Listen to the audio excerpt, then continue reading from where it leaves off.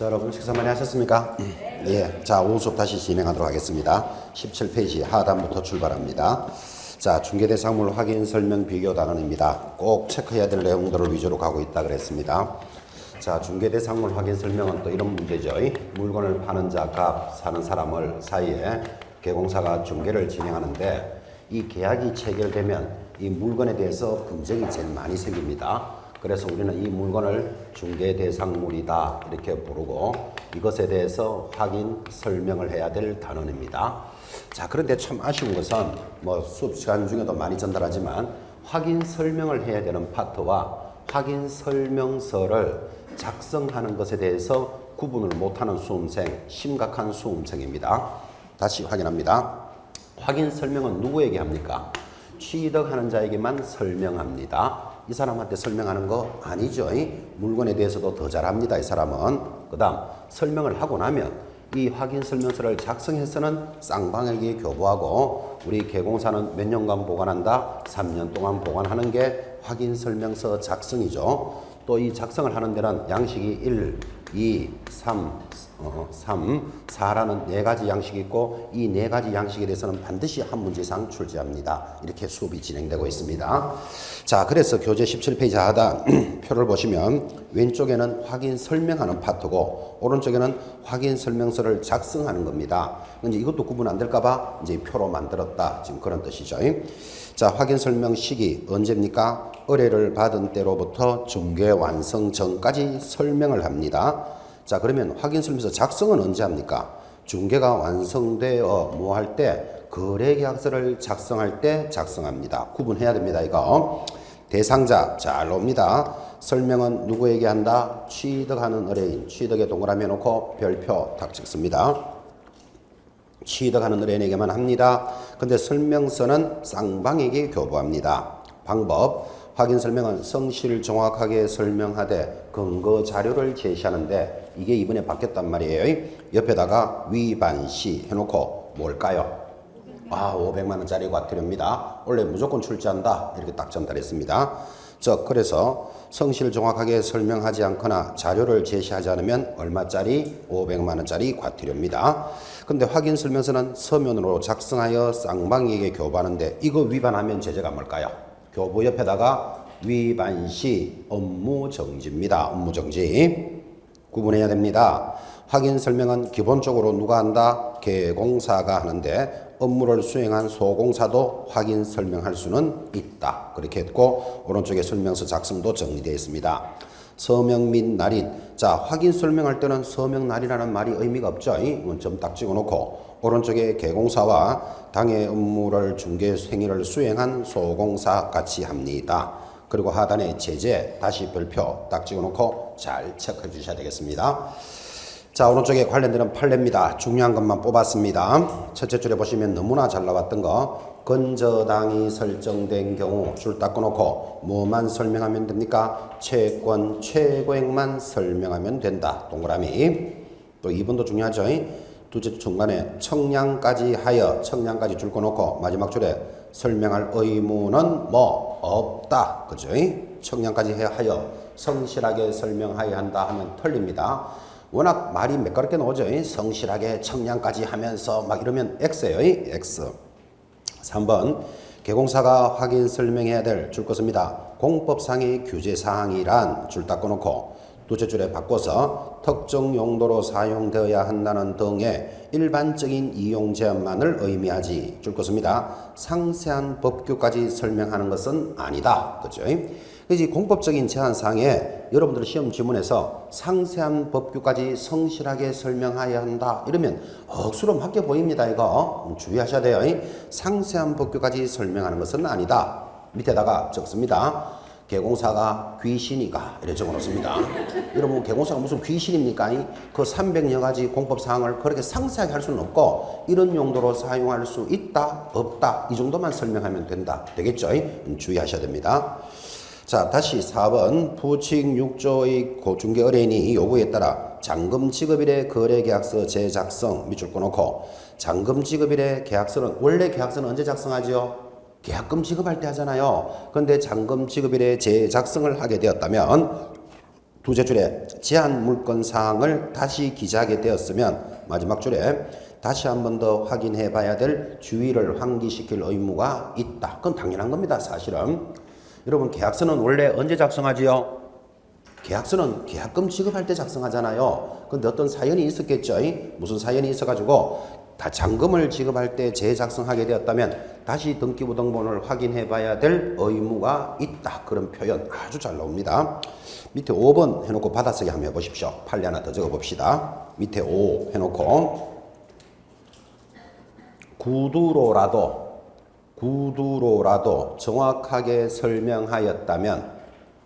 구두로라도 정확하게 설명하였다면 손해배상 책임이 자, 손해배상 책임 해놓고 갈로 열어놓고 자, 여러분한테 묻습니다. 지금 확인 설명을 할 때는 어떻게 하라 그랬죠?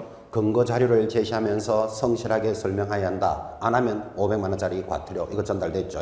근데 우리 판례는 자, 구두로라도 정확하게만 설명했다면 손해배상 책임이 있다, 없다. 답이 뭐? 없다. 갈로 안에 넣으셔야 됩니다. 그래서 또 공부하는 수험생들은 무슨 근거 자료를 제시하면서 설명하라 그랬는데 구두로 설명하면 손해배상 책임이 당연히 있다라고 생각하기 쉽다니까요. 손해배상 책임은 뭐 없다. 그렇죠?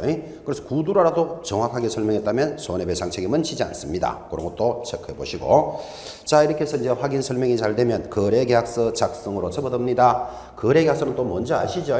두 사람 사이에 계약이 체결되면 거래계약서를 작성하는데 가장 중요한 것 거래계약서는 법정 양식, 서식이 있다 없다? 없다. 이게 제일 중요합니다.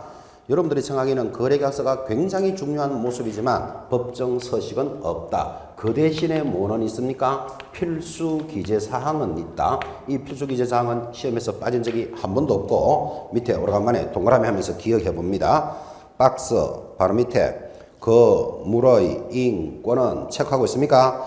그 기에 있는데 거기가 어디다? 개조부 이거 기억하셔야 됩니다.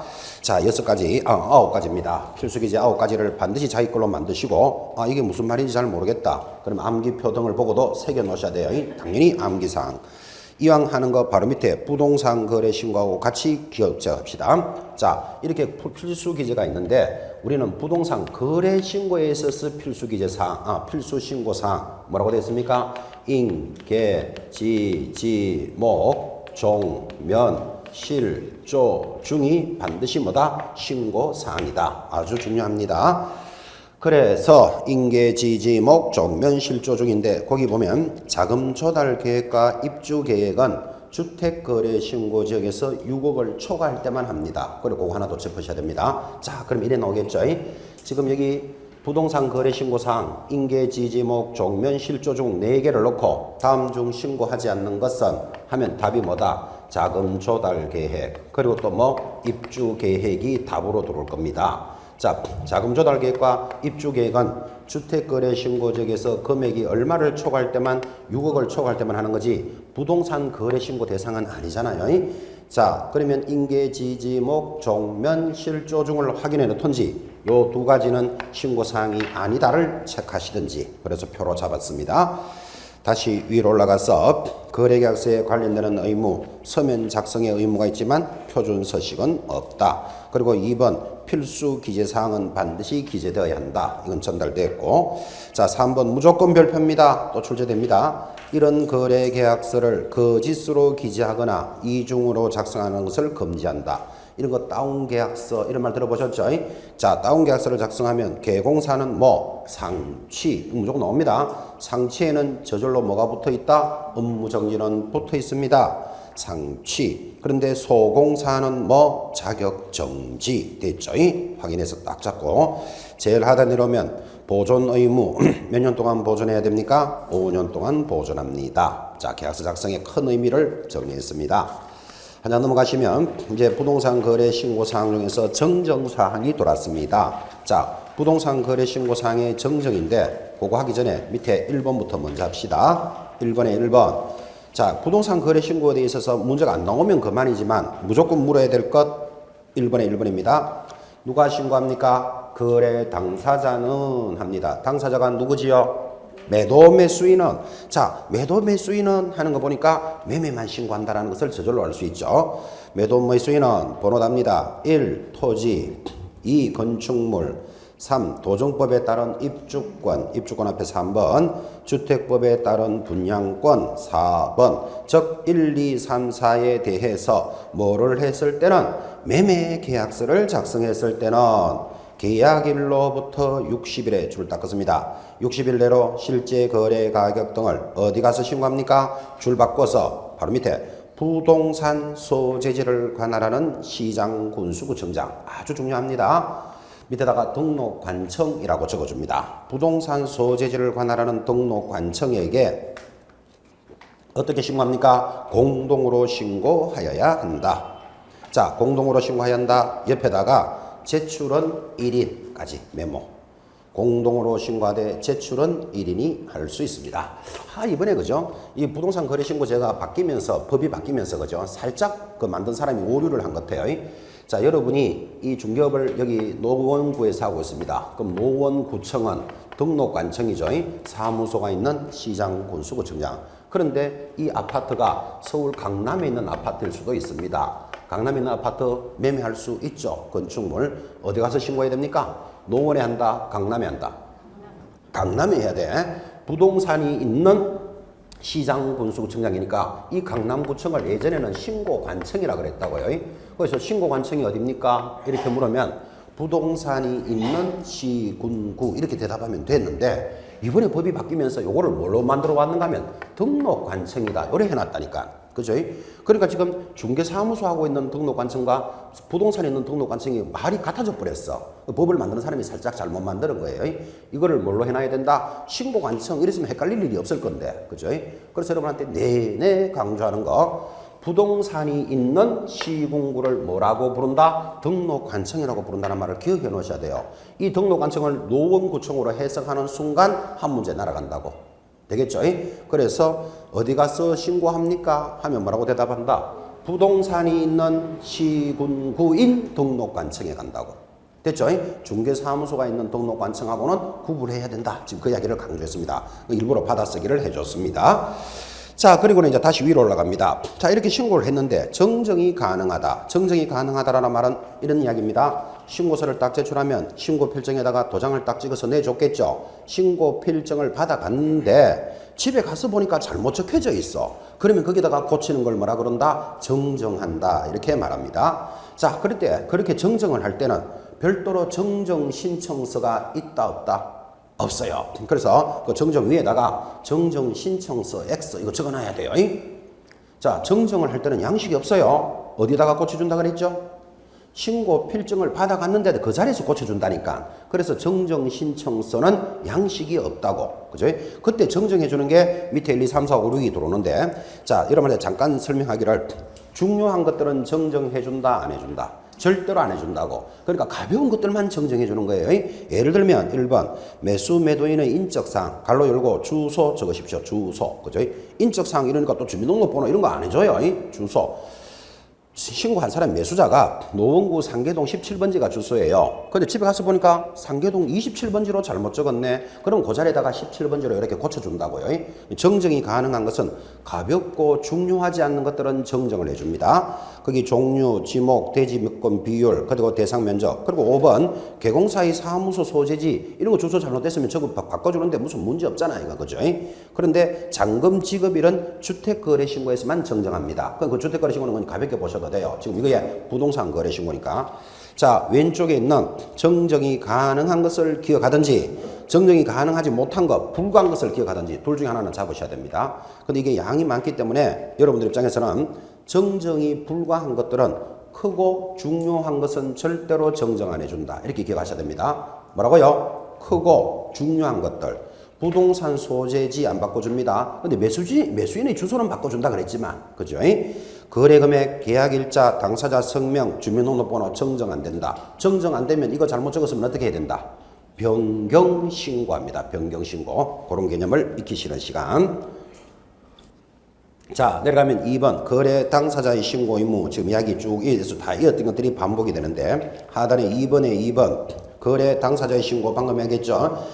거래 당사자가 함께 서명 및 날인입니까? 또는입니까? 또는의 동그라미. 그래서 부동산 거래 신고는 또는 신고합니다. 또는 날인하여 그 중 1인이 제출을 한다. 그때 2번 별표. 당사자 중 1인이 서명 또는 날인을 거부하는 경우에는 다른 1인이 서명 또는 날인하여 그 사유서와 사본을 첨부하여 신고서를 제출할 수 있습니다. 그때 신고하는 사람은 밑줄 긋습니다. 신분증을 시군구청장에게 내보여야 한다. 이 시군구청장을 다른 말로 뭐라고 부르지요? 등록관청. 사무소가 있는 등록관. 아니다. 부동산이 있는 등록관청에게 해야 됩니다. 그때 대리인이 신고할 수 있습니다. 그때 당사자 1인의 위임을 받은 자가 대리할 수 있고 동그라미 2번. 그때 신고인은 신분증을 시군구청장에게 내보이고 위임한 당사자의 신분증 사본과 서명이 첨부된 위임장을 제출하는데 옆에다가 인감증명서라는 말이 없잖아요. 인감증명서 X 표시할 것. 그리고 내려가면서 한번 전자문서에 의한 신고, 신고서 제출에 의한 신고는 전자문서에 의해서 신고를 할 수 있다. 그러나 적었습니다. 대리인의 신고는 반드시 뭐 해야 된다? 방문 신고합니다. 왜 대리인은 인터넷 전자문서로 안 될까요? 그렇죠. 위임장 서류를 가져가야 되니까. 그렇죠. 20페이지 오른쪽으로 옵니다. 손해배상 책임과 업무보정 설정입니다. 자, 업무보정 설정에 관련되는 내용이 전달되는데 오늘 여러분이 꼭 좀 잡아갈 것 둘째 칸에 보시면 보증 방법별 손해배상 청구권의 시효가 있습니다. 자, 이 표를 보는 방법. 의뢰인이 보증기관에 청구하는 것을 봅니다. 자, 의뢰인이 누굽니까? 의뢰인이 이 사람입니다. 손해를 입은 의뢰인은 보증기관에다가 청구를 합니다. 자, 근데 보증기관이 어딥니까? 자, 일단 보증보험에 가입했으면 보험회사, 공제에 가입했으면 어디지요? 협회, 공탁을 했으면 어디지요? 법원이에요. 자, 이 법원이 보증기관이잖아요. 자, 지금 손해를 입은 의뢰인은 보증기관에 가서 청구할 때는 몇 년 동안 청구할 수 있느냐 하니까 보증보험과 협회가 진행하는 공제는 몇 년 내로 청구한다? 2년. 무슨 말인지 이해하시겠습니까? 그 다음 공탁은 몇 년? 3년 내로 청구할 수 있다. 보증기관에 가서 청구하는 겁니다.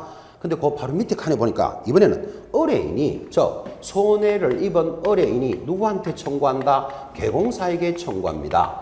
여러분 자 한번 물어봅시다. 여러분들은 이 개공사의 중개행위로 인해서 여러분이 거래를 하는 사람인데 3천만 원의 손해를 입었다. 여러분이 매도인이라고 칩시다. 3천만 원의 손해를 입었다. 여러분이 갑이면 누구한테 청구한다? 자, 여러분이 일단 손해를 입었다. 기본적으로 개공사한테 청구하겠죠. 야, 니 때문에 나 손해 입었다. 청구하겠죠. 그러면 개공사에게도 청구할 수 있지만 개공사가 가입한 보증기관이 있다니까요. 보험 회사에도 청구할 수 있겠죠. 이거 두 개를 구분해봐라 이 말이에요. 그래서 의뢰인이 개공사에게 청구할 때 시효는 어떻게 되고 보증기관에 청구할 때는 시효는 어떻게 된다. 지금 그 표다 이 말이에요. 자, 그때 개공사에게 청구할 때는 단기적으로는 몇 년? 3년. 그러니까 안 날로부터는 몇 년? 3년. 한 날로부터는 몇 년? 10년이 적용된다. 개공사에게 적용하는 시효예요. 구분하시겠습니까? 꾸준히 공부를 많이 해오신 수험생들도 이 부분을 그냥 설렁설렁 들어요. 그냥 어디 청구하는지 감각도 없고 뭐는 2년이라더라 3년이라더라 막 이렇게 막 돌아간다고. 그죠? 요 개념을 익혀보는 표입니다. 결국은 이 말이죠. 자, 여기 뭐 보증보험회사나 협회가 하는 공제가입 한자는 2년이니까 A라는 개공사 여러분들이 중개업을 하다가 중개를 했습니다. 중개를 했고 한 상태에서 일정한 시간이 지나면 폐업할 수 있잖아요. 뭐 폐업하는 건 자기 자유잖아. 그죠? 폐업을 했는데 여러분이 손해를 입었다. 그럼 손해를 입어서 또 가보니까 중개사무소가 폐업하고 없네? 그럼 어떻게 되는데? 이 문제가 생기잖아. 그죠? 그래서 이 중개하는 시점으로부터 공제에 가입했다면 2년 동안은 청구할 수 있다. 이 말이에요. 이해하시겠습니까? 그리고 공탁을 했으면 몇 년? 3년간? 그 말 이렇게 해줘야 합리적이잖아. 그죠? 요 개념을 익혀보시는 시간입니다. 자, 하단에 종별의 보증 비교 있습니다. 금액 너무나 잘 알고 계시니까 표를 여러분들이 익히시고 제일 하단에 OX 문제가 두 개가 있습니다. 읽고 OX를 표시하시기 바랍니다. 시작.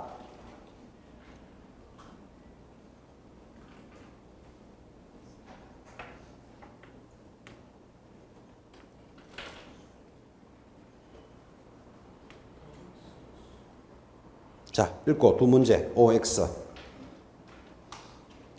자, 1번 모든 개구사는 보증을 설정하고 중개 업무를 하여야 한다. OX. 모든 개공사입니다. 2번 모든 개구사가 업무 보증을 설정하는 방법은 동일하다. X다. 그죠? 방법은 세 가지 중에 하나를 가입하면 되겠다. 또 모든 개공사가 설정하는 금액도 동일하다. 그것도 X는 아시겠죠? 그 정도는 감각을 잡으라고 두 구절을 넣었습니다. 자, 업무 보증에 관련된 신고 의무입니다. 이건 날짜 잡으셔야 됩니다. 신규로 신고한다. 자, 신규로 신고한다는 말이 뭐죠? 처음 이제 보증보험에 가입하는 거예요. 개설 등록할 때는 업무 개시 전에 신고하는데 이거를 업무 개시 전에 신고한다 그랬지 등록 신청할 때 하는 거 아니죠? 등록 신청 X 표시해 놓으셔야 됩니다. 업무 개시 전에 한다. 그 등록증 교부 요건이고 분사무소는 또 중요하다 그랬죠. 분사무소는 언제 합니까? 설치 신고할 때 신고해야 돼. 설치 신고 시. 그죠? 동그라미. 자, 보증의 변경입니다. 보증보험으로 가입하던 자가 나 이제 공제로 바꾸고 싶다. 이걸 변경이라 그러죠. 변경은 언제까지? 효력이 있는 기간 중 동그라미. 갱신입니다. 자, 내가 가입한 보증보험이 이제 1년이 만기가 됐습니다. 만기가 되면 갱신은 언제까지 한다? 만료일까지 동그라미. 자, 그런데 내가 보증보험 등을 가입하다가 영업하고 물어줬습니다. 이제 사고가 나서 물어주고 나면 손해배상을 한 때는 며칠 내로 15일 내로 재가입하거나 보존하는데 제일 오른쪽에 보면 이 모든 신고를 뭐 할 수 있다? 생략 가능하다. 생략 가능해 찾았습니까? 동그라미 딱 해놓습니다. 언제 생략할 수 있습니까? 보증기관에서 통보하면 이 모든 것들을 뭐 할 수 있다? 신고를 생략할 수 있다. 제목에 동그라미 신고 생략 가능. 중요한 질문입니다. 자, 그리고는 바로 밑에 문제 하나. 업무 보정 없이 업무를 개시한 경우 그 개공사의 등록을 취소하여야 한다. OX. X. 업무 보정은 상대적 취소 사유죠. 취소할 수 있다. 또 그것도 잘 체크하시고. 자, 바로 밑에 또 판례 체크합니다. 1번 공인중개사법 1호 중개행위는 개공사의 행위 중 반드시 2조 1호 용어의 정의에 중개에 속하는 것만 해당한다고 좁게 해석할 필요는 없다. 따라서 줄 것입니다. 경매 대상 부동산에 대한 권리 분석 및 취득의 알선 행위는 중개 행위에 해당한다, 하지 않는다, 한다고 본다. 해놓고 결국은 경매로 인한 손해배상도 책임져야 된다 이 말이에요. 중개로 보겠다라는 판례. 당연히 2번은 그냥 읽으시면 되고 중도금 잔금을 횡령하는 것도 책임진다. 그건 당연한 이야기. 이제 3번 판례도 여러분 자주 만났죠. 임대차 계약을 체결한 개공사가 계약 체결 후에도 보증금의 지급, 목적물의 인도, 확정일자의 취득 등과 같은 거래 당사자상의 계약상 의무의 실현에 관여함으로써 계약상 의무가 원만하게 이행하도록 주선할 것이 예정되어 있을 때 그러한 개공사의 행위는 객관적으로 보아 줄 딱 꺼놓습니다. 거기까지 묶어놓고 중개행위의 범주에 포함한다. 자, 객관적으로 본다 그랬지. 옆에다가 뭐라고 들어온다? 주관적 의사 X. 그죠? 그래서 주관적 하면 틀린다. 그거 강조했습니다. 하단 계약금 등의 반환 채무에 관한 내용입니다. 자, 계약금 등의 반환 채무 제도는 또 이런 제도를 설명했습니다. 여러분들 계약금 등의 반환 채무라는 말이 나오면 이 그림을 기억합니다. 물건을 파는 자 갑이 있고 사는 자 을이 있습니다. 개공사가 중개를 해서 이 거래 계약이 3억에 성립이 되었다. 그러면 3억이니까 계약금 1억, 중도금 1억, 잔금 1억, 3억이죠.를 믿을 수 있는 제3자에게 맡기는데 누구에게 맡긴다? 첫째 개공사 이름으로. 두 번째 대통령령이 정하는 자들이 여러 사람 있습니다. 최신관서, 우체국, 보험회사 이런 것들이 있죠. 이름으로 금융기관에 또는 공제사업자 협회에 또는 신탁업자에게 맡기는데 이것을 맡겨야 한다, 할 수 있다. 할 수 있다. 이 제도가 제일 중요하다 그랬죠. 이렇게 예치를 하여야 한다 하면 틀립니다. 할 수 있다. 이거부터 잡아놓고. 자, 그런데 이 갑은 거죠. 이런 대금을 받아가야 될 사람은 뭐를 제출하고? 보증서를 제출하고 이 대금을 미리 수령하는데 이 보증서를 발행하는 기관은 어디지요? 금융기관, 보증보험사가 발행하는 보증서를 제출하고 이 대금을 미리 수령할 수도 있을 것입니다. 금융기관 보증회사죠. 그래서 두 번째 조문 끝났고 이제 세 번째 조문 이거 하나 있습니다. 개공사가 자기 이름으로 이 대금을 맡았을 때는 안전하게 관리를 해야 되겠죠. 그래서 개공사가 보증보험 등에 가입을 해놓고 사고가 나면 여기서 물어준다라는 전제가 있을 때만 돈을 맡길 수 있으니까 이 보증보험에 가입하면 경비가 들어간다니까요. 이 경비는 누구에게 청구한다? 권리를 취득하는 자. 됐죠? 그러면 계약금 등의 반환 채무에서 나올 수 있는 건 다 했어요, 지금. 그거를 박스로 걸었습니다. 자, 약정의 의무 하여 셋째 줄에 보시면 반환 채무 이행의 보장에 소요되는 실비 적어놓고 옆에다가 뭐라고 적어야 됩니까? 취득하는 자. 당연히 동그라미 2번 자기 소유 예측과 분리하여 관리하여야 되고 당사자 동의 없이는 인출할 수 없다. 이런 건 상식이죠, 사실은. 그죠? 옆에다가 위반시. 자, 거기 2번, 3번을 뭐 분리하여 관리하여야 한다, 인출을 금지한다 했는데 두 가지 위반하면 제재가 뭘까요? 옆에다가 위반시 6월 이하의 업무 정지. 그 다음 가장 중요한 거 동그라미 4번입니다. 계약금 등에 해당하는 금액을 보장하는 업무 보정을 설정해야 된다. 그때 업무 보정을 설정할 때는 취득 의뢰인이 부담한다. 그 취득에다 다시 밑줄 긋는데 그게 얼마나 중요한가 하면 좀 전에 여러분들 배우셨잖아요. 법인은 얼마 가입하고요? 2억을 가입해야 된다. 공인중개사는 얼마를 가입하고요? 1억, 뭐 부칙 6조도 1억이죠. 자, 이런 금액을 금방 수업을 했기 때문에 이런 업무 보정을 설정할 때 계약금 등의 반환 채무에 관련되는 것으로서 법인인 경우에는 2억을 가입해야 된다 하면 무조건 X입니다. 지금 까맣게 적어놨는 글씨가 뭡니까? 계약금 등에 해당하는 금액이죠. 그죠? 그래서 이 거래가 3억에 됐다면 3억에 가입해야 된다. 지금 이 말이에요. 그죠? 만약에 이 거래가 5천만 원짜리 전세 계약이다. 그러면 법인은 얼마 가입하고? 5천만 원을 가입하는 거예요. 5천만 원. 무슨 말인지 알겠죠? 거래가 체결된 금액을 보증보험에 가입한다고요. 다시 이 거래가 10억짜리 빌딩을 거래했습니다. 그러면 계약금 등이 10억이라는 돈이 있으면 공인중개사는 얼마를 가입해야 된다? 10억을 가입해야지 1억을 가입하고 하면 안 된다니까. 지금 그죠? 계약금 등에 해당하는 금액. 그리고 그때 가입하면 경비가 들어가는데 그 경비는 누가 부담한다? 취득하는 자, 매수자가 부담한다. 포인트죠. 딱 잡고 계셔야 됩니다. 그리고 오른쪽으로 갑니다. 계약금 등의 예치 공고에 대한 사항. 그때 우리가 계약금 등 자꾸 이런 말을 하는데 계약금 등은 뭐뭐를 포함한다? 계약금, 중도금, 잔금을 이야기합니다. 여기서 중요한 것 잔금이 포함되고 있음이 중요하다. 제도의 성격 너무나 많이 했지만 이런 제도는 하여야 한다, 할 수 있다, 할 수 있다. 그리고 이런 제도를 다른 말로 뭐라 부른다? 에스클로 제도다. 그죠? 에스클로 제도를 다른 말로 뭐라고요? 거래의 안전을 보장하는 제도다. 됐고, 자 이제 드디어 중개보수 편으로 접어듭니다. 자 지금 중개보수 우리 일명 중개수수료인데 물건을 파는 자 값, 사는 자 을 사이에 여러분들 알아야 될 거 계약이 이루어지면 보수를 받습니다. 그때 중개보수를 받는데 이런 보수를 받을 수 있는 권리는 언제 발생할까요? 자 지금 시작합니다. 발생 찾았습니까? 오른쪽에 중개계약시 줄 닦고요. 발생은 중개계약시. 그때 줄 것입니다. 유상임을 명시하지 않아도 발생한다. 그러니까 이걸 팔아주면 100만 원을 주셔야 됩니다 라고 말하지 않더라도 청구할 수 있다. 행사 동그라미 언제 행사할 수 있습니까? 중개가 완성이 되면. 중개의 완성을 다른 말로 뭐라 그런다? 거래계약이 체결이 되면. 이 단원에서 제일 중요한 거 소멸입니다. 별표 딱 찍어놓고 자 이렇게 발생 행사를 했더라도 소멸되는 조건이 뭡니까? 개공사 고용인의 고유과실로 이 계약이 무효 취소 해제되면 소멸합니다. 자 옆에다가 당사자 사정 X. 여러분 우리 기본 수업 시간에 세댁 사건 이런 말 한 적이 있습니다. 세댁 사정으로는 깨지더라도 소멸한다, 소멸하지 않는다, 소멸하지 않는다. 자 발생 행사 소멸을 보면서 밑에 4번은 기타라고 했지만 사실 더 중요합니다. 이게 기타 하니까 뭐 억수로 여러분이 시시하게 보일 수가 있는데 중요사항 기타, 중요사항 좀 적어 놓으시기 바랍니다. 중요사항 기타. 특강을 듣는 이유가 이런 데 있습니다. 이런 내용들은 이런 시간 아니면 못 듣거든요. 자, 이런 수수료는 뭐에 해당된다? 채권이다. 됐죠?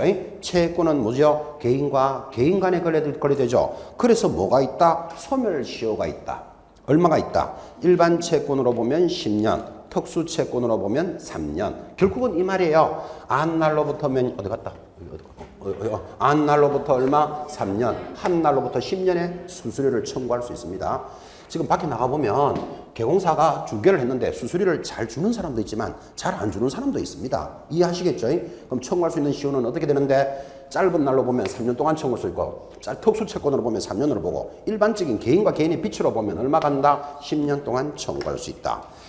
자, 그리고는 양도가 가능하고, 양도라는 말은 남한테 준다는 뜻이잖아요. 그 똑같으면 줄 거예요. 이전이 가능하고 압류 전부 명령의 대상이 된다. 뺏어갈 수 있다 이 말이에요. 채권이니까. 그런데 포기할 수 있다 없다? 있다. 개인적인 채권이니까 포기하는 것은 위법이 아니다. 그죠? 그래서 인적 용역의 대가로서 상법이 적용되는데 상법 옆에다가 아까 했잖아요. 상법에 총칙편이 적용된다고. 그래서 개공사는 상인으로서 수수료 받을 권리가 있다고요. 총칙편 적용. 그 중요사항 기타 4번 있는 거 꼭 좀 익혀 놓으시기 바랍니다. 또 우리 문제풀이 등을 통해서도 계속 진행을 하고 있습니다. 자, 보수의 종류 밑에 포교입니다. 크게 동그라미 합니다. 중개 보수가 있고 동그라미. 오른쪽에 실비가 있다. 실비 동그라미. 자, 근데 실비는 두 종류가 있으니까 또 번호도 합시다. 실비에는 1번 권리관계, 2번은 반환 채무. 자, 실비는 두 종류가 있습니다. 권리관계와 반환 채무. 자, 무조건 시험에 묻는 것. 권리관계는 누가 부담하고? 권리 이전 의뢰인. 반환 채무는 취득 의뢰인. 됐죠? 그거 두 개는 꼭 구분하실 것. 왼쪽으로 중개 보수 봅니다. 보수는 누가 부담합니까? 보수는 쌍방이 각각 부담합니다. 맞죠? 쌍방이 각각 부담한다. 그런데 주택은 시도 조례를 따르고 주택 외에는 국토교통부령이 따르는 바에 따라 당사자들이 협의합니다. 협의. 유의사항, 권리금이나 보충금은 포함한다, 포함하지 않는다, 포함하지 않는다. 그런데 밑에다가 프리미엄은 포함 적어놓으셔야 돼요. 분양권을 거래할 때 프리미엄은 포함한다. 우리말로 하면 P는 포함합니다. 자, 보수의 범위 이렇게 갑니다. 밑에 주택 찾았습니까? 보수의 범위 주택 앞에 1번 달고 밑에 주택 외 앞에 2번 달고 바로 밑에 오피스텔 앞에다가 아예 3번 달고 그럼 종류가 몇 종류? 3종류. 자, 너무나 잘 알고 계시지만 주택은 매매 교환은 얼마? 1000분의 9. 0.9% 범위 내에서 시도 조례로 정합니다. 임대차는요 1000분의 8 범위 내에서 시도 조례로 정하는데 주택에는요 그런 말이 있다 없다? 없다. 0.9% 범위 내에서 당사자가 협의하는데 표에다가 명시하라 그랬습니다. 이번에 처음 들어왔습니다. 3번 오피스텔 별표 찍어놓고 오피스텔은 전용 85제곱미터 이하일 때 그럼 85제곱은 어디에 들어갑니까? 밑에 들어갑니까? 위에 들어갑니까? 85제곱미터 이하니까 85를 포함하고 있죠. 자, 전용 면적 25평입니다. 매매 교환은 얼마? 1000분의 5. 임대차는 1000분의 4. 0.4%. 85를 초과했다. 그러면 이거는 뭐하고 본다? 상가하고 똑같죠. 0.9% 범위 내에서 당사자 간에 협의합니다. 오피스텔 별표 딱 찍어놓고 또 계산 문제도 한번 만날 겁니다. 넘어가서 거래별 중개보수의 산출 방법 공식입니다. 너무나 잘 알고 계시는데 거기 분양권 체크합시다. 분양권 첫째 줄에 보면 기납입액에 기납입액이 그동안에 얼마다? 계약금 중도금입니다. 에다가 뭐를 합산한다? 프리미엄을 합산하여 0.5%라는 요율을 산출하는데 요율은 시험에서 줍니다. 단 무이자 중도금이 있으면 포함한다? 포함하지 않는다? 포함한다. 여러분 밖에 나가면 분양권 이런 거 보셨나요? 아파트 나 3억 분양받았다. 3억의 분양을 받았는데 분양받았다. 그런데 계약금 1000만 원 내고 1차 중도금부터 5차 중도금까지는 은행이 무이자 대출을 해준다. 이런 말 들어보셨나요? 들어보셨나요? 들어보셨죠? 자, 그럼 내가 내는 돈 얼마? 계약금 1000만 원. 그 다음에 1차 중도금부터 5차 중도금까지 무이자 대출로서 이게 1억이 나왔다 칩시다. 그러면 지금 기납입 금액에다가 프리미엄을 합산하잖아요. 그때 이 무이자 대출 금액 1억은 포함한다? 안 한다? 포함해야지. 이거 어차피 내가 내야 될 돈인데. 이해하시겠죠? 무이자 대출 받았으니까 네가 내는 돈 1000만 원으로 계산해라. 그거 아니다 이 말이에요 지금. 그죠? 무이자 대출을 포함한다. 임대차 참 계산 너무너무 잘 나오죠. 월세 보증금 더하기 월 단위 차임액에다가 곱하기 무조건 얼마 한다? 100 합니다. 100을 했는데 5천이 안 되면 얼마 해라? 70 해라. 됐고. 자, 바로 밑에 중개 보수와 실리비는 중복으로 수수할 수 있다. OX. 그죠? 원래 받을 수 있는 보수가 두 개예요. 하나는 뭐 중개 보수, 하나는 뭐 실비, 중복으로 받을 수 있습니다. 내려가면 주택의 면적이 2분의 1 이상, 거기 이상에다가 동그라미 해놓으셔야 됩니다. 작년에도 그 문제 걸었는데 주택 면적이 얼마? 2분의 1 이상이면 무엇으로 본다? 주택으로 본다. 자, 그러면 주택과 상가가 같다. 밑에 상가 2층이 주택이다. 같으면 뭘로 본다? 그 주택이라는 거 꼭 기억해 놓으셔야 돼요. 이상이면 하니까 2분의 1을 포함하잖아. 그죠? 같으면 뭐다? 주택이다. 금지행위 참 너무나 많이 전달했습니다. 이 금지행위도 100% 출제되는 단원입니다. 어차피 오늘 자료는 100% 출제되는 것들로 뽑았다. 이제 그렇게 전달했고, 그게 교재에도 잘 전달되어 있지만, 여러분 나름대로 지금 암기가 되어 있고, 또 자기 나름대로 암기법이 있다면 그대로 지금 따라가는 것도 괜찮습니다. 지금 이 시간에 와가지고 사실 틀어서 바꿀 필요는 없단 말이에요. 금지행위 하면 기억할 거, 금을 받고 매매에 협조하면 얼마지요? 1년에 1,000만 원이고, 정서를 직접 거래, 쌍방대리, 투기를 조장하면 얼마다? 3년에 2천이다. 되겠습니까? 무조건 암기해놓고 그 내용들이 전달이 되어 있습니다. 자, 그리고는 여러분한테 한번 물어봅시다. 이제 그 교재에 있습니다. 이런 금지행위, 거짓된 은행을 하고 이루어진 계약은 유효다, 무효다? 아, 그렇습니다. 계약은 유효하다. 그죠? 자, 그럼 계약이 유효하니까 보수를 받을 수, 청구할 수는 있다, 없다? 있다. 그죠? 하나라도 틀리면 안 돼요. 보수도 받을 수 있다. 그러니까 투기를 조장했거나 초과 금품이 있거나 무등록업자와 알면서 투기 조장을 했거나 계약은 유효. 그러면 보수도 청구할 수 있다. 그 대신에 뭐를 해야 된다? 손해가 생기면 손해배상 책임을 져야 돼요. 됐죠? 손해배상 책임은 져야 된다. 자, 그리고는 딱 보니까 이런 금지행위 자체가 전부 다 뭐에 해당된다? 행정 형벌에 해당된다. 전부 얼마짜리? 1년에 1,000, 3년에 2,000이라는 모두 형벌에 해당합니다. 자, 여러분한테 물어봅니다. 직접 거래는 금지행위다. 맞죠? 직접 한 계약은 유효다, 무효다? 유효. 수수료 받을 수 있다, 없다? 있다. 수수료 받을 수 있습니다. 그 대신에 손해가 발생하면 손해배상 책임을 져야 돼. 그죠? 쌍방대리 금지행위지요. 유효합니다. 보수도 청구할 수 있습니다. 그런데 손해가 발생하면 책임져야 되고 형벌을 받습니다. 3년에 2천. 그죠? 자, 그런데 계약이 무효가 되는 게 있다고. 그러니까 이거 짚어야 안 되겠어요. 계약이 무효가 되는 것 밑에 23페이지 제일 하단 동그라미 5번 관계법령에서 양도할선이 금지된 부동산의 분양, 임대 등과 관련 있는 정서 등의 매매에 의한 찾았습니까? 정서의 동그라미. 정서는 뭐다? 무효입니다. 그래서 이 계약은 다 유효한데 무효가 되는 게 딱 하나 있더라고요. 무효가 되는 건 뭐라고요? 여기 있는 정서를 거래하면 이거는 무효예요. 무효. 됐죠? 특별히 이거는 양도할선이 금지된 부동산을 거래했기 때문에 무효입니다. 하나 더 있습니다. 오른쪽 24페이지 오른쪽 하단에 동그라미 7번 탈세를 목적으로 셋째 줄에 보면 투기를 조장하는 행위 금지행위 맞죠? 투기를 조장하는 건 금지행위지만 유효합니다. 근데 그 중에서 무효가 되는 게 하나 딱 있다니까. 내려가면 뭐 권리의 변동이 제한된 부동산은 무효입니다. 자, 권리의 변동이 권리를 변동하지 마라 그랬잖아요. 지금 변동이 제한되어 있는 것을 거래하면 무효인데 뭐가 그런 게 있느냐 하니까 줄 거야 되죠. 투기과열지구 안에서의 분양권, 분양가 상한제 적용주택을 전매하는 것은 무효다. 그죠? 자, 그럼 여기서 묻습니다. 투기과열지구가 뭘까요? 여러분 주택법에서도 배웁니다. 지금 거기 줄 거잖아. 투기과열지구, 분양권 전매를 제한하는 지역이에요. 자, 다시 투기과열지구가 뭐라고요? 분양권 전매를 제한하는 지역이에요. 지금 우리나라에 분양권 못 판다라는 지역이 있다 없다? 없어요, 없어요. 우리나라에. 지금 투기 과열지구는 다 해제돼 있거든. 그죠? 그러니까 지금 여러분 우리나라 어디라도 뭐를 거래할 수 있다? 분양권은 거래할 수 있습니다. 근데 지금 뭐라고 했는가 하면 투기 과열지구 안에서 분양권을 거래했다. 그럼 이거는 무효다 이 말이에요. 동의하시겠습니까? 또 분양가의 상한제가 적용되는 주택의 전매, 분양가 상한제가 적용되는 주택은 5년 동안 또는 10년 동안 거래할 수 없다. 제한한다니까요. 근데 그거를 거래했으면 그 자체를 뭘로 본다? 무효로 본다고. 이런 것들이 투기를 조장하는 행위로서 처벌은 받고 무효예요.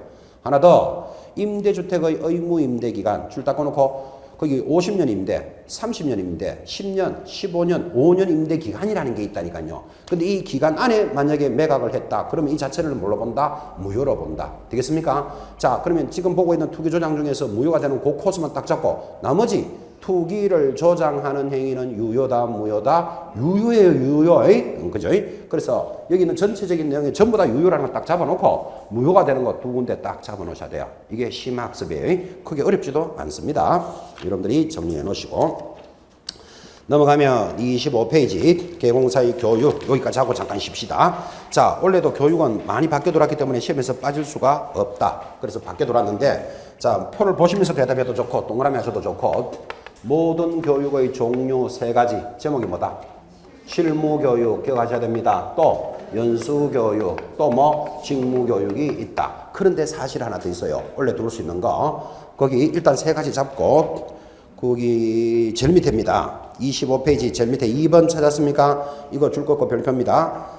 국토장관, 시도지사 등록관청은 필요하다고 인정하면 개공사 등의 줄 것입니까? 부동산 거래 사고 예방을 위한 교육을 실시할 수 있으며 경비를 지원할 수 있다. 그거까지 딱 체크해놓고 별표. 자, 그러면 이제 이러면 이렇게 전달하면 되겠네. 그죠? 교육은 크게 제목이 뭐라고요? 실무교육, 연수교육, 직무교육이 있다. 자, 여기까지 갔으면 되는데 사실은 하나 더 있다. 뭐가 있다? 부동산, 거래, 사고, 예방을 위한 교육을 할 수 있다. 여기까지 오면 4개가 잡히는 거예요. 그죠? 제일 밑에 것이 중요하다. 이랬습니다. 자, 그럼 이제 큰 틀은 잡았습니다. 표를 보는 법 잡았고, 그 다음 대답합니다. 이런 교육은 전부 누가 실시한다? 시도지사가 실시한다. 됐습니까?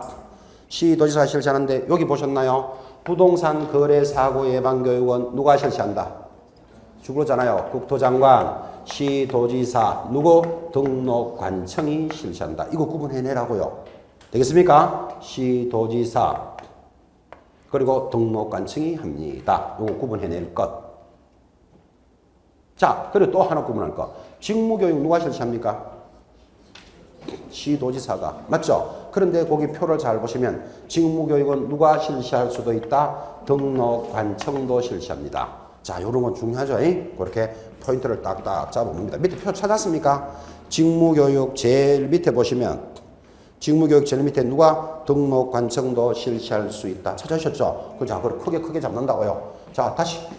이 세 가지 교육은 전부 누가 실시한다? 시도지사가. 그런데 직무교육은 누가 할 수 있다? 등록관청도 실시합니다. 됐고, 부동산 거래 사고 예방 교육은 기본적으로 누구? 국토장관, 시도지사, 등록관청.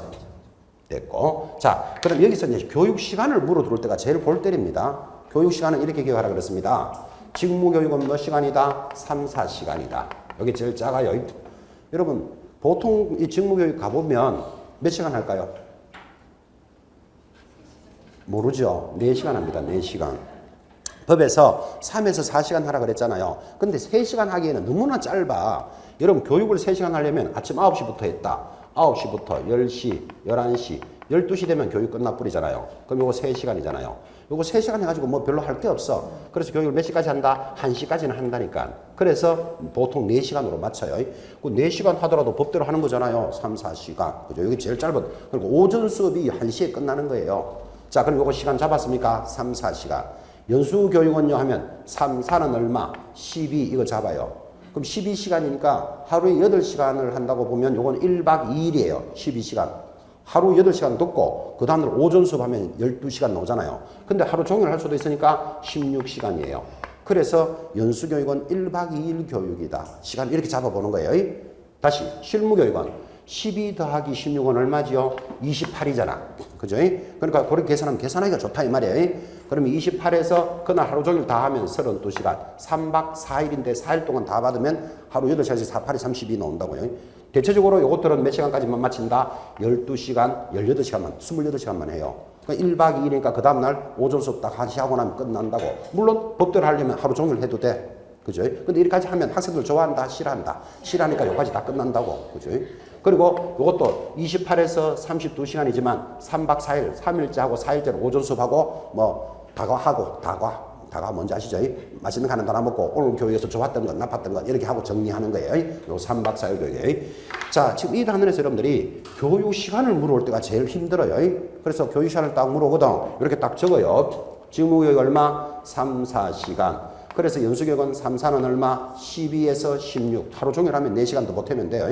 그 다음 실무교육은 둘 다 합치면 얼마? 28시간. 하루 종일 하면 32시간. 자, 가장 어려운 것들은 지금 체크하셨고, 그 다음 교재 제일 밑에 보시면, 그죠? 2번에 거기 거래사고 예방을 위한 교육을 실시할 수 있으며 이의 경비를 지원할 수 있다. 경비 지원에다가 줄 거 놓고 별표를 탁 찍습니다. 자, 경비를 지원할 수 있다. 경비를 지원할 수 있다. 이 말을 제가 여러분한테 왜 강조하는가 하면 국가가 이런 교육을 하는 경비를 지원해 주기 때문에 생생 넣고 싶거든요. 그러면 여기 있는 이 교육은 경비를 누가 부담할까요? 자, 실무교육 28시간 받으라 그랬죠. 연수교육 누가 경비를 낼까요? 교육 받는 사람이 내야 돼요. 교육 받는 사람이 내는데 부동산 거래 사고 예방 교육만 국가가 경비를 지원해 줘요. 그래서 요거는 특별히 생생 넣고 싶어서라도 시험 낸다고. 그죠? 경비를 지원한다. 그거까지. 자, 그리고는 뭐 상단에 대상자, 시기, 면제자, 교육 내용 가볍게 보시는데 이 교육 내용에서 여러분 하나 잡을 거 연수교육의 교육 내용 보시면 중개 관련 법제도의 변경이라는 거 찾으셨나요? 거기 동그라미. 자, 중개 관련 법제도의 변경. 거기 동그라미 해놓으시고 이런 법제도의 변경에 대해서는 뭐 한다? 연수교육의 목표잖아요. 그러니까 이 교육의 목표를 여러분이 다 따라간다. 아, 이거 장난 아닙니다. 뭐 실무교육을 하는 목표는 이렇고 연수교육은 이렇고 직무교육은 이렇다. 뭐 직무교육은 그래도 좀 쉬워요. 중개보조원에 대한 직무교육은 뭐 때문에 한다? 직업윤리라는 게 보이죠. 그죠? 뭐 직업윤리 하나만 이렇게 딱 잡으면 오는 뭐 그래도 간단한데 이거를 그 교육의 목적을 공부할 때는 연수교육은 이것 때문에 그래요. 지금 현장에 나가보면 개공사나 소공사들이 실무교육 받아야 개공사가 되지요. 또 소공사가 되지요. 이렇게 해놓고 교육을 이만큼 받고 난 뒤에 개공사, 소공사가 되고는 법령이 여러분들 공부하다시피 매번 바뀌잖아요. 뭐 주택임대차도 바뀌고 중개사법도 바뀌고 공법도 바뀌는데 바뀌는 걸 모르고 계속 영업을 하고 있다고 그 사람들은. 그러면 바뀌는 것을 따라가면서 공부해야 되는데 그 밖에서 일하는 현장에 있는 분들이 막 찾아가면서 공부하기가 안 쉽습니다. 일하기가 바쁘니까. 그리고 바뀐 것도 모르고 영업을 하고 있어. 안 되겠다. 그래서 바뀐 것을 가르쳐 주려고 뭐를 도입했다? 연수교육을 도입했고 연수교육은 그래서 몇 년마다 실시한다? 2년마다 실시하도록 딱 만들어 놨다고. 자, 그러면 연수교육은 그런 목적으로 만들었으니까 연수교육의 목적은 반드시 법률을 변경되는 것을 가르쳐 준다는 말을 기억해 놓으셔야 돼요. 요것만 포인트 딱 잡아버리면 실무교육의 목적이 들어가거나 직무교육의 목적이 들어오더라도 어쨌든 여러분 갈라낸다고. 그죠? 그래서 연수교육을 만드는 목적을 이해해 놓으셔야 됩니다. 마지막으로 그래서 이런 교육에 대해서 제재가 여기만 딱 붙어 있습니다. 실무교육 안 받으면 제재가 있다 없다? 없다. 실무교육 안 받아도 제재 없어요. 왜 없을까요? 그렇지. 등록을 안 해주고 대공사가 안 되는데 소공사가 안 되는데 뭐 연수교육은 안 받으면 500만 원짜리 과태료예요. 이것만 과태료가 딱 붙어 있다고. 직무교육을 안 받아도 제재가 있다 없다? 없어요. 왜 제재가 없을까요? 안 받아도? 안 받으면 중개보조원으로 가지를 못해. 답답은 네가 받아라 이 말이에요. 안 받아도 제재도 없어요. 그런데 교육에 대한 제재는 이것만 딱 붙어있는 이유를 설명하셔야 돼요. 왜? 변경된 내용을 가르치고 싶어서 만들어 놨다니까. 근데 안 받으면 500만 원짜리 과태료를 걸어놓고 있습니다. 그래서 연수교육에 관한 내용이 좀 의미있게 한번 봐주실 것. 표 잘 돼 있죠? 그 정도로 정리하시고. 자, 이제 잠깐 쉬었다가 26페이지부터 갈 건데, 행여 여러분 조금 쉬는 시간 중에 지금 이제 거기 29페이지를 보시면 29페이지를 보시면 행정처분의 종류별 절차라는 게 보이시죠? 자, 여기 이제 몇 거 넣을 거예요. 좀 이따 몇 거 넣을 건데, 지금 잠깐 쉬었다가 이 시간쯤 오면 딱 졸리기 좋은 시간이라 점심 먹고 1시간 싹 지나가거든, 그죠? 그때 못 졸리게 하려고 지금 적어 놓는 칸을 만들어 놨거든요. 그러니까 지금 제가 먼저 이야기해 드린 이유는 만약에 지금 좀 쉬면서 마음에 여력이 있는 사람은 연필로 이렇게 슬쩍슬쩍 한번 적어 보시라고. 그리고 수업하면서 다시 한번 맞춰보자 이 말이죠. 꼭 안 적어도 관계는 없지만 그래서 10분 쉬었다가 26페이지부터 가겠다 지금 이 말입니다. 10분 쉬었다 갑니다.